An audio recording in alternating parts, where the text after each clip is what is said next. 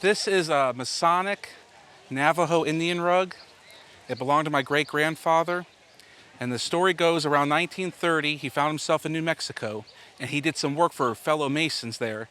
And they showed him some type of rug similar to this. And they said, if you go up to the Navajo Indian Reservation near Gallup, they make them up there. So when he found himself near Gallup, he said, I want to get one of those Masonic Navajo rugs made. And they said, we'll do it. And because he was a construction worker, he put in a linoleum flooring in some of their buildings on the reservation in trade for this rug. He passed it on to my grandmother and grandfather, who were also part of the Masonic Lodge. Then they gave it to my dad, who's a Mason. And then when I became a Mason, my father gave it to me, and I've had it for about 20 years. I'm really curious. Tell me a little bit about the Masons. Well, the Masons are an organization of men.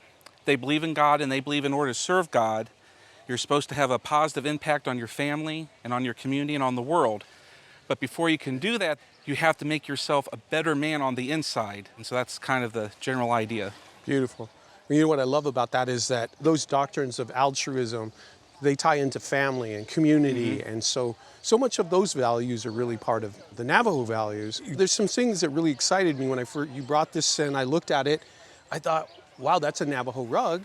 And then when I hear that this came from my hometown I was born in, I was really excited. I thought, I'm from Gallup, New Mexico. I was born and raised there, and I'm half Navajo. And so when I look at this, I think it called out to say, like, I want to not only appraise this, but I want to learn from this. This, what looks like calipers, what is?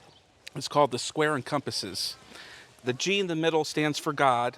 The idea is, with the square, it's kind of like a ruler. Use it to make perfect 90-degree angles. You're supposed to live your life justly and fairly and squarely with others.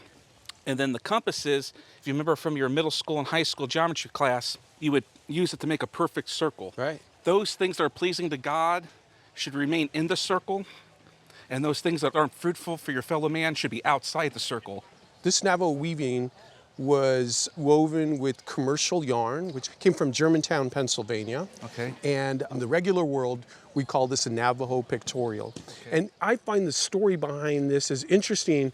It empowers the weaving. It creates some dynamic element. I think it's a fantastic example of the connection between people and how we can actually share the same doctrines of these values. There are some other similar examples of Masonic weavings. I'm thinking a value that I would put on this in a retail type of situation would be about $7,500. Wow. $7,500. Dad and Grandpa will be interested to know that. We've been wondering that for a while.